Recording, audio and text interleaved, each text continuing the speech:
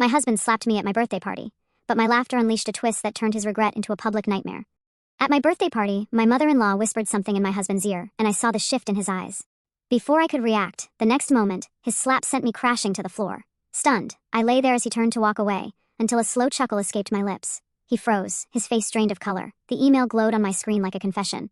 The Harrington Trust disbursement requires continuous marital status of no less than 5 years, with no separation filings. My hand trembled as I forwarded it to my encrypted server, the final piece slotting into place. Behind me, the gray Boston dawn filtered through designer curtains James had insisted on. Curtains that cost more than my first car. I slammed my laptop shut as the bathroom door opened. Steam billowed out as James emerged, towel wrapped around his waist, his body still magnificent at 37. His eyes, however, held that increasingly vacant look I'd been documenting for months. "Happy birthday, Elise," he said, the words rehearsed, hollow. He bent to kiss my cheek, his lips cool despite the hot shower. "Mother's excited about tonight." "I'm sure she is," I thought, but replied with practiced warmth. It was so generous of Victoria to arrange everything. My voice, the one I'd perfected in courtrooms to sway juries, didn't betray the ice forming inside my chest. "What are you working on?" he asked, glancing at my closed laptop. "Just reviewing the Westbrook merger documents," I lied smoothly. "Even birthday girls don't get days off at Caldwell and Pierce." He nodded, accepting this without question. When we'd first met 6 years ago, he would have teased me about my workaholic tendencies, maybe tried to coax me back to bed. That James was gone now, replaced by this polished automaton who responded to his family's signals like a trained animal. As he dressed for his morning at the family office, I retreated to my walk-in closet, the one place in our Beacon Hill brownstone without cameras. Victoria had installed the surveillance system last year during our renovation, a thoughtful security measure for her beloved son and daughter-in-law. Only I knew about the tiny devices I discovered during a methodical search 3 months ago. Only I knew that I'd left them functional, but fed them a loop of routine activity whenever I needed privacy. Inside the closet, I pressed my fingertip against a nearly invisible seam in the wall. A panel slid open, revealing a water-resistant case containing hard drives, a backup laptop, and 3 burner phones, my insurance policy, my weapon. For 4 years, I'd been the picture-perfect addition to the Harrington dynasty, Harvard law graduate, rising star at Boston's most prestigious corporate law firm, charitable foundation board member, and devoted wife to James Harrington, heir to one of New England's oldest fortunes. The society pages loved us. Victoria paraded me at every function like a prize thoroughbred. No one suspected that behind my carefully applied makeup and designer clothes, I was building a case that would bring the Harrington empire crashing down. It started with discrepancies I noticed while helping James review some family business documents, numbers that didn't add up, subsidiaries in countries with questionable banking laws. Then came the strange meetings James would return from with altered behavior, more withdrawn, less decisive. The way Victoria would whisper things in his ear at family gatherings that would change his demeanor instantly. I'd spent 3 years defending corporations against fraud allegations. I knew what financial manipulation looked like. I knew what psychological control looked like too. The day I found James staring catatonically at a video sent by his cousin William was the day I began my secret investigation in earnest. That night, I purchased the first burner phone with my hidden cash. I extracted a micro SD card and inserted it into my secure phone. The encrypted files contained everything: bank transfers to offshore accounts, recordings of family meetings where they spoke openly about conditioning, certain responses in James, evidence of market manipulation, and bribes to federal officials. My fingers scrolled to the newest file, a photograph taken yesterday of Thomas Whitley, James's supposed childhood therapist, meeting with Victoria at her Back Bay home, the same man referenced in documents as a behavioral consultant, and paid $30,000 monthly from a Harrington shell company. I checked my watch, 7:15 a.m., nearly time to become Elise Harrington again. I replaced everything, sealed the compartment, and selected a conservative St. John's suit for court that morning. The Prescott hearing would finish by noon, giving me time to change for my birthday celebration at Victoria's favorite harborside restaurant. As I applied my makeup, I practiced my expressions in the mirror: delighted surprise, gracious appreciation, devoted affection, the same expressions I'd worn for years while collecting evidence against the people who had hollowed out my husband and built a criminal enterprise behind a philanthropic facade. James appeared in the doorway, impeccably dressed in a custom suit, hair perfectly styled. Once, seeing him like this would have quickened my pulse. Now, I cataloged the changes in him: the slightly diminished pupils, the microscopic delay before emotional responses, the new tension in his jaw. "You look beautiful," he said mechanically. "Thank you, darling." I stood and straightened his already perfect tie, studying his eyes for any flicker of the man I'd married. "Nothing. I'll see you tonight. Don't let your mother go overboard with the surprises." His smile didn't reach his eyes. "She just wants everything perfect for you. Perfect. The Harringtons' favorite word, their perfect family, perfect business, perfect control." As I gathered my briefcase and court materials, my phone buzzed with a text from Victoria. "Wear the blue Valentino tonight. James loves you in that color." Another command disguised as motherly advice. I texted back a grateful response, then selected the crimson Dior I'd been saving for a special occasion. Small rebellions kept me sane while I assembled my case. In the Uber to the courthouse, I reviewed my actual casework, compartmentalizing as I'd learned to do. By day, I was still Elise Harrington, corporate defense attorney. My clients relied on me, and ironically, the skills that made me effective in their defense had made me devastating in building my case against the Harringtons. At the courthouse steps, I checked my secure messaging app. My contact at the SEC had confirmed receipt of my latest intelligence. Moving on this next week. Need anything more from your source? I smiled as I typed back. One final piece coming tonight. Little did Victoria know that her elaborate birthday trap for me would instead become the Harrington unmasking. Tonight, at my birthday celebration, surrounded by Boston's elite and the family's closest allies, everything would change. I tucked my phone away and ascended the courthouse steps, my expression serene, my posture confident. Inside, I was counting down the hours. The perfect facade was about to shatter, and I would be there, camera phone in hand, to capture every damning moment. Hestia Gardens shimmered like a mirage at the edge of Boston Harbor, its glass and steel architecture catching the sunset in hues of gold and crimson. Fitting, I thought, for what promised to be a bloodletting disguised as a celebration. The restaurant had a 3-month waiting list, but the Harrington name had secured not just a reservation, but the entire rooftop terrace. Mrs. Harrington, welcome, the maitre d' practically bowed as our town car arrived. Mrs. Victoria has been asking about you. I'm sure she has, I murmured, accepting James's mechanical arm. He'd been silent during our ride, checking his watch every few minutes as if timing his performance. The elevator ascended smoothly to the rooftop, and I used those moments to center myself. My crimson Dior hugged my body like armor, the color a silent declaration of war against Victoria's blue Valentino directive. James hadn't even noticed my defiance, another sign of his detachment. The doors opened to a carefully orchestrated tableau. Crystal chandeliers, suspended from invisible wires, created the illusion of stars floating above the harbor view. White orchids, Victoria's signature, adorned every surface and positioned strategically throughout the space were approximately 50 guests, all smiling with the practiced warmth of predators. Happy birthday! The collective greeting washed over me, as artificial as the orchid's perfume. Victoria glided forward, resplendent in midnight blue Chanel, her silver bob gleaming under the chandeliers. At 62, she remained striking, the grande dame of Boston society, whose ruthlessness was exceeded only by her skill at concealing it. Darling Elise, she embraced me, her Hermes perfume enveloping me like chloroform. Her lips brushed my cheek as she whispered, "Blue would have complimented James better for the photographs." "I wanted to surprise everyone," I replied, matching her steely warmth even on my birthday. Her eyes flashed, the first authentic response I'd seen from her in months. She recovered instantly, linking her arm through mine to parade me through my celebration. "Everyone important is here," she announced, leading me past Boston's elite, the police commissioner, 2 state senators, a federal judge, 3 university presidents. I noted each face, mentally checking them against my files of Harrington connections. Not one of my law partners was present, not my closest friend from Harvard, not my mentor from my first firm. The guest list had been sanitized of anyone with a genuine connection to me. Anyone who might notice if something were to happen to the real Elise beneath the Harrington veneer. Champagne, birthday girl, William Harrington, James's cousin and the family's legal fixer, appeared at my elbow with 2 flutes. "Thank you, Will," I accepted, not drinking. "Lovely to see you here." "Wouldn't miss it," he replied, his Harvard-educated drawl stretched thin over something urgent. His eyes darted to the entrance, where I noticed a silver-haired man in an impeccably tailored charcoal suit being escorted in. "Excuse me a moment." I watched Will intercept the newcomer, Thomas Whitley, the childhood therapist whose practices had apparently extended well beyond conventional treatment, the man who received monthly payments categorized as behavioral maintenance in the Harringtons' private ledgers. A server with canapes provided perfect cover to drift closer to their conversation. "Timeline requires acceleration," Will was saying, his back to the party. "The trustees won't extend again." "Pushing the protocol risks instability," Whitley replied, his clinical tone unmistakable even in hushed conversation. "The conditioning requires—" "We don't have that luxury anymore," Will cut in. "The contractual obligations are clear. If he's not fully controlled by the disbursement date—" They noticed my proximity and pivoted smoothly to greetings. Whitley's handshake was brief, his eyes assessing me with clinical detachment.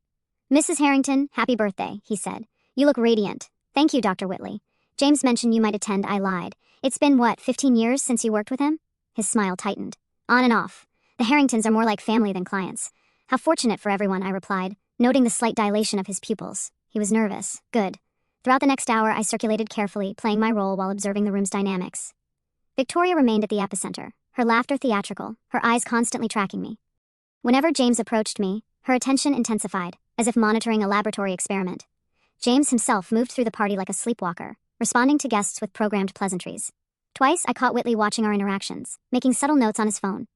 "Wonderful turnout," remarked Judge Holloway, one of the Harringtons' longest allies. "Victoria certainly knows how to celebrate family."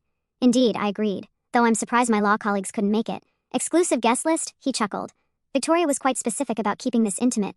By intimate, he meant controlled. Vulnerability prickled at the back of my neck. This celebration was hermetically sealed. Anyone here would side with the Harringtons if something happened to me. The party shifted to dinner, Victoria orchestrating the seating with tactical precision.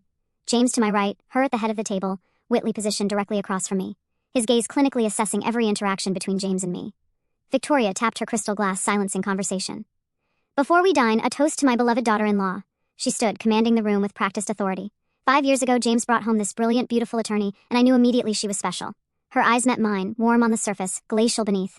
Elise has become everything the Harrington family values, loyal, discreet, and committed to our legacy. The gathering murmured approval. I maintained my grateful smile while translating her actual message. We own you. To Elise, Victoria raised her glass. May this 35th year be transformative. The word hung in the air like a promise, or a threat. As servers presented the first course, Victoria glided behind my chair, resting manicured hands on my shoulders. To onlookers, a maternal gesture. I felt the predatory pressure of her grip. Such a perfect evening, she murmured, her voice carrying just to my ears, and after dinner, a very special announcement about the family's future. Her fingers tightened almost imperceptibly on my shoulder before she moved away, leaving behind the lingering scent of her perfume, and the distinct impression of a trap about to spring.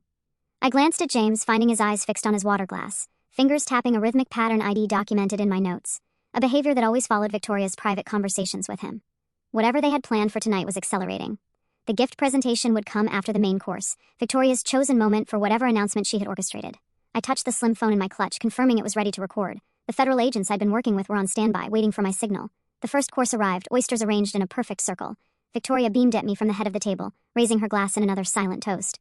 I smiled back, lifting my untouched champagne. Let the games begin. The main course plates were cleared away, leaving behind an expectant hush. Victoria nodded to the waitstaff, who began arranging an elaborate display of wrapped gifts on a marble-top table wheeled to the center of the terrace. All part of the spectacle, gifts I suspected were as empty as the smiles surrounding me. Before dessert, Victoria announced, commanding the room with practiced ease, we must honor our birthday girl properly. The guests arranged themselves in a perfect semicircle, smartphones appearing in manicured hands. In prior years, I might have felt uncomfortable being the center of attention. Tonight, I welcomed every camera. James guided me to the gift table with a hand pressed firmly against the small of my back. His touch, once warm and reassuring, now felt mechanical, a practiced gesture rather than an intimate connection. Start with this one, Victoria instructed, handing me a small box wrapped in signature Tiffany blue. A collective murmur of appreciation rippled through the gathering. I accepted it with a practiced smile, unwrapping it deliberately. Inside, nestled on white satin, lay a platinum bracelet studded with diamonds, a beautiful handcuff. It's lovely, I said, holding it up for the requisite photographs. James, help your wife put it on, Victoria directed. As he fastened it around my wrist, I felt the weight of it, another link in their chain. The performance continued, through several more gifts, all expensive, all selected to reinforce my position as a Harrington possession, rather than an individual, a designer handbag, a weekend at their Martha's Vineyard estate, a donation in my name to the Harrington Foundation. And now, Victoria's voice softened dramatically, for our special announcement. She glided forward, her movement so precisely timed it might have been choreographed. The scent of her Hermes perfume arrived a moment before she did, wrapping around me like an invisible constrictor. The room stilled, all eyes focused on our tableau, Victoria, James, and me, arranged like figures on a chessboard. Her hand rested on James's shoulder, fingers digging in slightly at precise pressure points I'd documented in my research on physical triggers. Elise has been such a treasure to our family, Victoria began, her voice honeyed with false warmth, devoted, supportive, the perfect partner for James during these 5 critical years of his career. 5 years, the exact duration specified in the trust disbursement conditions. Victoria's eyes gleamed as she leaned closer to James, her lips nearly touching his ear. I activated the recording function on my phone with a discreet movement. Remember your duty, she whispered, though in the hushed room the words carried. Protect what's ours. I watched it happen in slow motion. James's pupils constricted to pinpoints, his jaw slackened momentarily before tightening into a rigid line. The slight tremor in his left hand stilled completely. Then came the words, delivered in a flat tone I'd never heard from him before, you've betrayed us. The room held its collective breath. Victoria stepped back, satisfaction glinting in her eyes as she watched her creation perform. What do you mean, James? I asked, my voice steady despite the electric anticipation coursing through me. We know about the investigation, he continued, each word measured, programmed, about the files, the contacts with the SEC. Gasps rippled through the gathering, exactly as I'd anticipated. Victoria wanted witnesses to my alleged betrayal, creating a narrative before the federal case could break. What I hadn't fully anticipated was what came next. James's arm moved with shocking speed. The sound of the slap echoed across the terrace like a gunshot, followed by absolute silence. The impact knocked me sideways against the marble table. I tasted copper as my lips split, the cool floor pressing against my cheek as I lay there, feeling the sting bloom across my face. For 3 heartbeats, nothing moved. Boston's elite stood frozen, witnessing a fracture in the perfect Harrington facade. Then, as Victoria moved to speak, to spin this into another narrative, poor James, pushed to the brink by his treacherous wife, something unexpected happened. I laughed. It started small, a bubble of sound that escaped my bloodied lips, then grew, resonating across the stunned gathering. I pushed myself up, crimson Dior smeared with blood, and continued laughing. Clear, genuine laughter that cut through the manufactured atmosphere like a blade. Perfect timing, Victoria, I said, my voice carrying across the silent terrace, every smartphone still raised, still recording. You couldn't have scripted it better if you tried. Confusion clouded her perfectly composed features. This wasn't in her scenario. The disgraced wife was supposed to cower, to plead, perhaps to threaten weakly before being escorted out. James, she snapped, help your wife up. She's clearly unwell. But James stood motionless, horror dawning in his eyes. As the programming fractured, he stared at his hand as if it belonged to someone else. What did I just, he whispered, the vacant look receding. Elise. I rose without assistance, dabbing at my split lip with a white linen napkin, the bright blood blooming across it like a Japanese watercolor. You should check your phones, I addressed the gathering calmly. You've all just witnessed and recorded a perfect demonstration of the Harrington conditioning program, the same program documented in the files I've spent years collecting. I turned to face Victoria directly, savoring the moment her composure began to crack. 5 years, Victoria. That was the requirement for James to access his grandfather's trust, a stable marriage for 5 years.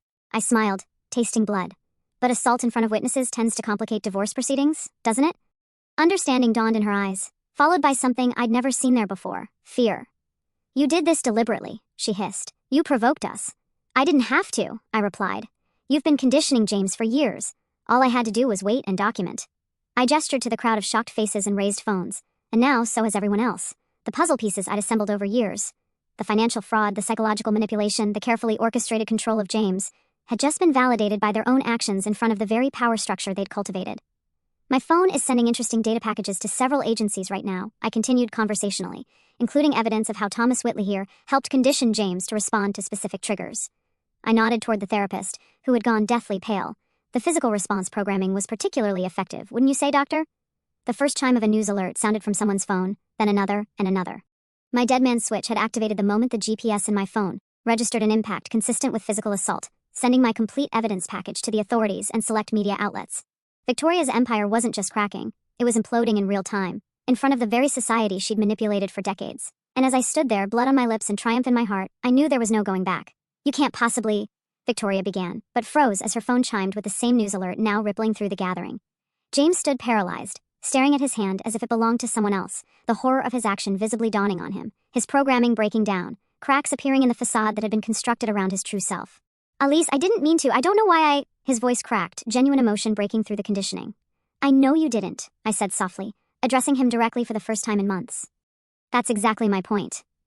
I turned to face the stunned audience, these powerful people who had been the Harringtons' shield and sword for decades. The blood on my lip gave me a strange authority, the power of undeniable truth. For those checking your phones, yes, that alert is about the Harrington family, I confirmed, my courtroom voice carrying clearly across the terrace. What you've just witnessed is the culmination of a 5-year investigation into one of the most sophisticated criminal enterprises in Boston. Judge Holloway's face had gone ashen. Senator Prescott was already backing toward the exit. I locked eyes with each of them, ensuring they understood their complicity was also documented. The Harrington Foundation has laundered approximately $340 million through its charitable programs, I continued, diverting funds intended for education initiatives into offshore accounts controlled by shell companies in the Cayman Islands and Singapore. Victoria's composure was unraveling visibly now, her perfectly manicured hand clutching at her throat, where a pulse hammered beneath her diamond necklace. You have no proof, she hissed, but her eyes darted to Thomas Whitley, who had begun inching toward the exit. Dr. Whitley, perhaps you'd care to explain to everyone the meaning of Project Sentinel, I called out, stopping him in his tracks. The behavioral modification program you've been implementing on James since he was 12 years old, designed to ensure complete compliance with family directives. Whitley froze, his clinical detachment vanishing as 50 pairs of eyes turned to him. That's privileged therapeutic information, he stammered, clinging to professional jargon as a shield. Therapeutic? I echoed, raising an eyebrow. Is that what you call conditioning a child to respond to specific physical and verbal triggers? Programming responses that override his conscious will? I gestured to James, who had sunk into a chair, his face buried in his hands. Would you like to explain the monthly payments of $30,000 categorized as behavioral maintenance in the Harringtons' private ledgers? I turned back to the gathering, using every skill I'd honed in the courtroom to hold their attention. My evidence package, which has now been received by the SEC, FBI, and the Boston Globe, contains over 2,000 documents detailing financial fraud, tax evasion, market manipulation, and, most disturbingly, the psychological abuse of James Harrington to maintain control of the family fortune. William Harrington stepped forward, adopting his most authoritative legal tone. These are wild accusations from a disgruntled wife. If there were any truth to them, the Westlake acquisition, I interrupted, naming a deal that had made headlines the previous year. Insider trading based on information obtained through blackmail of a Securities and Exchange Commission official. The documents include the original communications, the payments made to shell companies, and the exact trading patterns that followed. William's confident expression faltered as I named the specific transaction, I continued relentlessly. The charitable donation to Boston Children's Hospital last year, lauded in every newspaper, 87% of those funds were redirected through 3 separate foundations before landing in an account controlled by Victoria Harrington in Zurich. I met Victoria's gaze directly. Account number 89477213344112. Opened under the name Helen Marin, your mother's maiden name. The specificity of the details silenced any further objections in the crowd. Phones were now being used not just to read alerts but to search for corroborating information. The evidence I'd spent years collecting was becoming public knowledge in real time. Victoria, ever the strategist, attempted to regain control of the narrative. Elise has been under tremendous pressure with her caseload, she began, adopting a concerned tone. We've been worried about her mental health for months. Shall we discuss the surveillance system installed in our home during last year's renovation? I countered. Or the medication added to my evening tea on nights when I worked late on certain cases? I've had blood tests documenting the sedatives for months. A new murmur rippled through the crowd. The calculated gaslighting was exactly what many of these powerful women had experienced themselves in Boston's elite circles. I turned to Dr. Whitley, who stood paralyzed with indecision. Dr. Whitley has a choice to make tonight, I announced. The federal agents who have received my evidence package will be particularly interested in his records of the conditioning program. However, I paused deliberately, making sure he was listening closely. I'm prepared to recommend immunity in exchange for his complete testimony about the methods used and who authorized them. Whitley's eyes widened at the lifeline being thrown. The same applies to anyone in this room, I continued, addressing the gathering. Those who come forward voluntarily with information will be viewed very differently from those who wait for subpoenas. The strategic fracturing of the Harrington alliance was happening faster than even I had anticipated. Already, small groups were forming, whispered conversations indicating alliances shifting like tectonic plates. James looked up at me, his eyes clearer than I'd seen them in months, the programming temporarily disrupted by the shock. How long have you known? He asked, his voice barely audible. 3 years, I replied quietly. At first I noticed small inconsistencies in your behavior after family meetings. Then the vacant episodes became more frequent. The final piece was finding Whitley's name on those payment records. I never wanted to hurt you, he whispered, genuine anguish breaking through. I know, I said, and meant it. That's why I've spent 3 years building this case instead of simply leaving. You weren't the only victim, James. Victoria, seeing her control slipping away completely, made a final desperate attempt. This is absurd. James, tell them. But James was staring at the blood on my lip, a terrible recognition dawning as memories began breaking through the conditioning. You did this to me, he said to his mother, his voice gaining strength. All those sessions with Dr. Whitley when I was a child, the special educational programs every summer, this isn't the first time you've made me. He couldn't finish the sentence, horror washing over his features. The elevator doors opened, revealing 2 men in suits who surveyed the scene with professional detachment. Perfect timing. I recognized my contacts from the FBI. Gentlemen, I said, I believe several people here are eager to make statements. The evidence I'd gathered was no longer just files on secured servers. It was unfolding in human drama across the rooftop terrace as decades of manipulation, fraud, and control began to unravel thread by thread. And at the center stood Victoria, her empire crumbling, her mask of perfection finally, irrevocably shattered. The FBI agents moved with practiced efficiency, securing the exits while introducing themselves to the increasingly agitated crowd. One of them, Agent Rivera, whom I'd been feeding information to for months, gave me a nearly imperceptible nod as he approached Victoria. Mrs. Harrington, he stated, his tone professionally neutral as he presented the paperwork. We have a warrant to seize all electronic devices and documents in your possession. Victoria's hand trembled as she took the document, her eyes scanning it with the desperate intensity of someone searching for an escape clause. Finding none, she turned to William, who had already begun backing away from her, the family's legal fixer already calculating his own exit strategy. This is absurd, she insisted, but her voice had lost its authoritative edge. Do you know who I am? We know, Agent Rivera replied. That's precisely why we're here. Around us, the elegant birthday celebration had transformed into a scene of barely contained chaos. Servers stood frozen, champagne bottles still in hand, as the Boston elite began their strategic retreats. Judge Holloway was already speaking urgently into his phone. Senator Prescott's wife was tugging at his sleeve, distancing themselves from the Harrington nucleus. Phones continued buzzing with increasing urgency. I caught glimpses of headlines flashing across screens. Breaking, Harrington family under federal investigation. Boston's elite philanthropic family accused of massive fraud, psychological manipulation allegations rock Harrington empire. The Boston Globe had moved faster than I'd anticipated, already publishing the first wave of revelations from my evidence package. Social media would be exploding within minutes. The carefully constructed Harrington mystique was unraveling in real time. Victoria made one last desperate attempt to maintain control, raising her voice to address the scattering guests. This is all a terrible misunderstanding, a family dispute being tragically misrepresented. Her perfectly modulated voice cracked slightly. I'm sure we can count on our friends to... Victoria, the police commissioner, who moments ago had been laughing at her jokes, cut her off with a tight smile. I think it's best if we speak tomorrow through counsel. The abandonment was beginning. Like rats from a sinking ship, the powerful figures who had protected the Harringtons, for decades, were rapidly recalculating their own exposure. Nearby, James had collapsed into a chair, his breathing ragged. The psychological walls constructed around his authentic self were crumbling, leaving him exposed to a flood of emerging memories and realizations. The summers at the lake house, he muttered, eyes unfocused. The special lessons, with Dr. Whitley, the headaches whenever I questioned family decisions. I approached him cautiously, unsure of how stable he was in this transitional state. Despite everything, despite the sting of his slap still fresh on my face, I felt a complex mixture of vindication and concern. He had been both my tormentor and fellow victim. James, I said softly, kneeling beside him but maintaining a safe distance. The conditioning is breaking down. It's going to be disorienting. His eyes found mine, clearer than I'd seen them in years. I hurt you, he whispered, horror washing over his face as he reached toward my split lip, stopping short of touching me. I would never, but I did.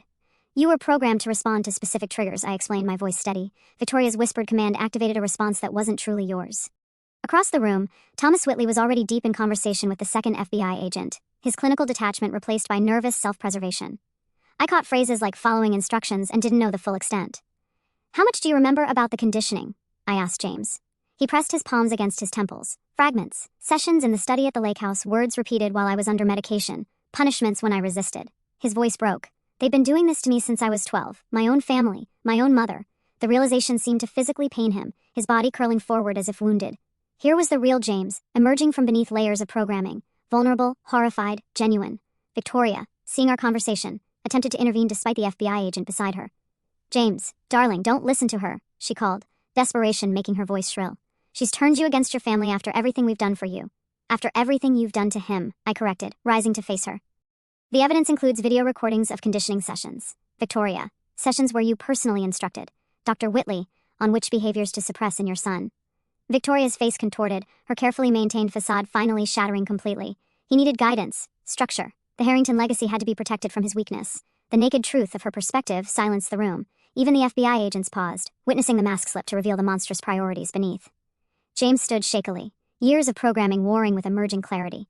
My weakness was wanting my own life, he said, each word strengthening him, wanting to study literature instead of finance, wanting to marry for love instead of strategic advantage. His eyes found mine. Was any of it real between us, or was I just following another script? The question pierced me, despite everything I'd uncovered. Despite my justified anger, I couldn't bring myself to twist the knife further. The beginning was real, I answered honestly, before they intensified the conditioning. That's why I stayed. I saw glimpses of who you really were, enough to know you were as much a victim as anyone they'd harmed. Outside, police lights now illuminated the night, reflecting off the harbor waters. More federal agents were arriving, along with evidence response teams. The Harrington Empire's collapse was accelerating by the minute. Victoria was being formally read her rights, her posture still regal despite everything crumbling around her. William was already negotiating, his legal mind calculating the benefits of early cooperation. Thomas Whitley sat alone, scribbling what appeared to be a detailed statement, occasionally glancing at James with what might have been regret. I stood at a crossroads. My vengeance was complete. The evidence I'd gathered would ensure justice for the financial crimes, the manipulation, the psychological abuse. I could walk away now, leave James to find his own path through the wreckage. But as I watched him struggling to process decades of psychological manipulation, I recognized something of myself in his disorientation. I had spent 5 years living a double life, maintaining a perfect facade while pursuing secret goals. We had both been changed by the Harringtons' toxic influence. I can help you understand what they did, I offered, surprising myself. I've documented the techniques, the triggers. It might help with your recovery. James looked up, vulnerability and hope warring with shame in his expression. After what I did to you, why would you help me? I touched my split lip, feeling the sting. Because, unlike your family, I can distinguish between the puppets and the puppeteers. Around us, the Harrington Empire continued its spectacular implosion. Years of manipulation and deceit exposed to the harsh light of justice. And in that chaos, I made my choice. 6 months after my birthday celebration turned revelation, I sat in the federal courthouse, watching Victoria Harrington enter in handcuffs. Gone were the designer clothes and perfect makeup, replaced by a prison-issued jumpsuit and the pallor that came from confinement. Still, she held her head high, refusing to acknowledge the spectators who had come to witness the matriarch's downfall. The courtroom was packed with journalists, former business associates, and, most importantly, others who had been victimized by the Harrington family over decades. Some I had found through financial records. Others had come forward after the initial reports broke, each carrying their own story of manipulation, coercion, or financial destruction. All rise, the bailiff called as Judge Matsuda entered. Not Judge Holloway, who had recused himself immediately after my birthday revelation and was now under investigation himself for his role in several questionable Harrington judicial outcomes. The proceedings moved with the inexorable rhythm of justice finally unleashed. The prosecution presented evidence meticulously organized from my files and substantially expanded through the federal investigation that followed. Bank records, witness testimonies, psychological evaluations. The truth laid bare beneath the harsh fluorescent lights of the courtroom. Victoria's legal team had crumbled in the preceding months. William Harrington had turned state's evidence almost immediately, prioritizing self-preservation over family loyalty. The prominent defense attorneys initially retained had withdrawn one by one as the depth of the evidence became clear. Now she sat beside a court-appointed defender who seemed overwhelmed by the case's complexity. During a recess, Mara Chen, one of the forensic accountants assigned to the case, approached me in the hallway. "We've traced over $480 million in misappropriated funds," she said quietly. "Your initial estimates were conservative." I nodded, unsurprised. "What about the trust? That's the interesting part," Mara replied. The grandfather's original trust document contained ethical operation clauses that the family had suppressed. The court is considering using those original provisions to redirect the assets toward restitution. This development validated my deepest hope, that justice wouldn't just mean punishment for the guilty, but restoration for the harmed. The Harrington fortune, built through generations of manipulation and fraud, would be used to heal the damage they had caused. Outside the courthouse steps each afternoon, I met with former employees, business partners, and even family members who had been pushed aside when they questioned Victoria's methods. Each shared pieces of the puzzle I hadn't known, extending the pattern of abuse and control back decades before my involvement with the family. Angela Harrington, James's cousin, who had been disinherited at 19 for refusing Victoria's career guidance, became a particularly valuable ally. Her insights into the family dynamics helped prosecutors understand the systematic nature of the psychological manipulation. "They did it to all of us in different ways," she explained during one of our strategy sessions. "But James got the worst of it after his father died. Victoria saw him as the key to everything." Thomas Whitley's testimony proved devastating to Victoria's defense. In exchange for immunity, he provided detailed records of the conditioning techniques employed, the specific triggers installed, and Victoria's explicit instructions regarding James's development. The clinical precision of his notes left no room for doubt about the deliberate nature of the psychological abuse. Throughout the duration of the legal proceedings, James remained notably absent from the courtroom, sequestered. Instead, within the sterile walls of Brookhaven Therapeutic Institute, a private facility renowned for its specialized approach to treating victims of prolonged psychological conditioning and manipulative control. The institution's clinical environment represented a stark departure from the opulent surroundings that had defined his previous existence.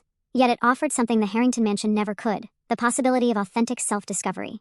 His legal position presented an unprecedented challenge for the judicial system, a labyrinthine case study in which the boundaries between perpetrator and victim blurred beyond easy categorization. The physical assault that had served as the dramatic catalyst for the entire Harrington Empire's spectacular collapse was being meticulously examined through the lens of decades-long psychological conditioning, forcing legal experts to grapple with questions of agency, free will, and criminal responsibility in cases involving systematic mental manipulation. My monthly visits to the facility became a carefully orchestrated ritual of professional obligation and personal curiosity, maintaining the rigid boundaries that our complex history demanded, while simultaneously providing crucial information that assisted his therapeutic team in understanding the full scope of his conditioning. During these sessions, I witnessed the gradual emergence of a fundamentally different person from beneath the carefully constructed layers of programmed responses. A man who approached conversations with tentative thoughtfulness rather than rehearsed precision, whose uncertainty about his own thoughts and feelings represented a profound departure from the confident automaton I'd lived with for years. The weight of his guilt over actions performed under his mother's psychological influence seemed to permeate every interaction, manifesting in a persistent struggle to reconcile the person he was discovering himself to be with the mechanistic behaviors he had been conditioned to execute. "I don't know who I am without their directives," he confessed during one visit, sitting in the facility's garden, the first hints of spring emerging around us. "Even my preferences, foods, clothes, opinions, I'm questioning everything." "That's actually progress," I told him. "The authentic self asks questions. The programmed self follows instructions." He managed a small smile, genuine, not the practiced expression I'd grown accustomed to during our marriage. "You never stopped questioning, did you?" "Not my nature," I replied. "Maybe that's why the conditioning didn't work on me." The elephant in the room, our matrimonial bond and its uncertain trajectory, lingered as an unaddressed specter between every carefully measured conversation and professional exchange. Like archaeologists examining fragments of an ancient civilization, we found ourselves sifting through the debris of what had once been a marriage, searching for authentic artifacts beneath layers of deliberate deception and systematic manipulation. The very foundation upon which we had built our life together had been constructed on Victoria's elaborate scaffolding of lies, her strategic orchestration of our meeting, courtship, and eventual union serving her larger agenda of maintaining dynastic control. The wedding vows we had exchanged, the intimate moments we had shared, even the small daily rituals that had seemed so genuine. All of it now carried the taint of her invisible hand guiding our steps like marionettes dancing to her choreographed performance. Yet within that wasteland of manufactured emotion, I could still identify precious fragments of something that had felt real, organic, unscripted. Those early months when James's laughter had been spontaneous, rather than measured. When his opinions had carried the rough edges of personal conviction, rather than the smooth polish of programmed responses. The question that haunted both of us, though we danced around it with the careful precision of diplomats negotiating a ceasefire, was whether those genuine moments represented a recoverable foundation upon which something new might be built, or merely beautiful illusions that had served their purpose in Victoria's grand design. More troubling still was the deeper philosophical question that neither of us possessed the emotional courage to articulate. Even if authentic love had existed, could it survive the knowledge of how it had been weaponized, commodified, and ultimately destroyed by the very people who should have protected it? My own life had transformed completely. I had resigned from Caldwell and Pierce, unable to return to defending corporations after seeing how power could corrupt even the most prestigious institutions. Instead, I established the Cognitive Liberty Legal Foundation, focusing on cases involving psychological manipulation, coercive control, and financial exploitation. Our first clients were former Harrington employees who had been subjected to NDAs and coercive contracts. Within 3 months, we expanded to represent victims of other powerful families and corporations, using similar tactics of psychological control. "You've essentially created a new practice area," remarked my former mentor when we met for coffee. "Psychological freedom as a legal right." The foundation's work soon extended beyond legal representation. We developed educational programs for law enforcement, judges, and therapists to recognize signs of psychological manipulation. I partnered with cognitive liberty advocates to push for legislative changes strengthening protections against coercive control. On the day Victoria Harrington was sentenced to 28 years in federal prison for fraud, racketeering, and conspiracy, I sat in the back of the courtroom rather than the front. Her empire had fallen, justice had been served. My focus had already shifted to the next case, the next victim needing advocacy. As the courtroom emptied, James approached me, his first appearance at the proceedings. He looked different, thinner, with casual clothes instead of bespoke suits, and eyes that held both sadness and clarity. "The trustees approved the restitution plan," he said without preamble. "Everyone they harmed will receive compensation, including you." "I didn't do this for money," I replied. "I know," he hesitated. "That's why I asked them to direct my personal share to your foundation instead. It seems fitting that what they intended to control me with should be used to free others." The gesture represented something profound, an act of autonomous choice, perhaps the first truly independent decision he had made in decades. "Thank you," I said simply. We stood there briefly, two people forever changed by the same corrupting influence, now finding our separate paths toward redemption. "Your foundation's work," he started, then paused. "I'd like to help when I'm further along in recovery. My experience might be useful to others." "It might," I agreed. As we parted ways outside the courthouse, neither making promises about the future, I realized that the Harrington saga had never been just about exposing corruption or seeking personal vengeance. It had become something far more meaningful, a reclamation of authentic selfhood from those who would program human beings like software. The path ahead would be challenging, with more powerful families and institutions to confront. But with each case, each client, each small victory, I was building something that Victoria Harrington, with all her wealth and influence, had never possessed, a legacy of liberation rather than control. That, perhaps, was the most perfect form of justice.